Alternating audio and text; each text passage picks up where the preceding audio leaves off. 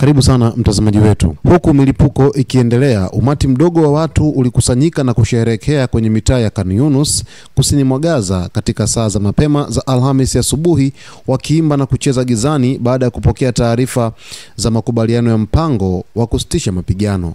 Watoto walionekana wakikokota mikono kwa furaha huku muziki ukisikika ukitoka kwenye spika, kulingana na video iliyopatikana na shirika la habari la Reuters.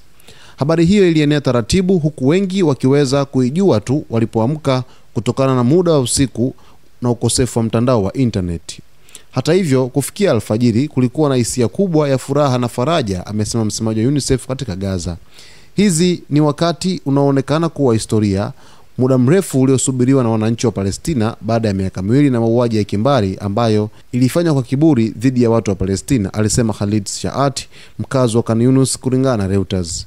Mkazi mwingine Abdul Majid Abdurabbo alisema ukanda wote wa Gaza una furaha kuhusu tangazo hilo.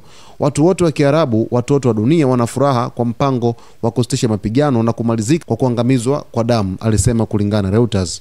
Kumbuka, zaidi ya watu 67,000, wengi wakiwa wanawake na watoto, wameuawa Gaza tangu vita kuanza, kwa mujibu wa Wizara ya Afya ya Palestina iliyotoa taarifa Jumatano, huku wengine 169,841 wakijeruhiwa. Idadi halisi ya vifo inakadiriwa kuwa kubwa zaidi kulingana na wizara hiyo, Umoja wa Mataifa na mashirika kadhaa ya kibinadamu yameeleza. Mnamo Septemba, uchunguzi huru wa Umoja wa Mataifa ulitangaza kwa mara ya kwanza kwamba Israel imefanya mauaji ya kimbari dhidi ya Wapalestina katika Gaza, matokeo ambayo yanalingana na yale ya wataalamu wengine ya mauaji ya kimbari na mashirika ya haki za binadamu, lakini serikali ya Israel imekataa kwa nguvu matokeo hayo.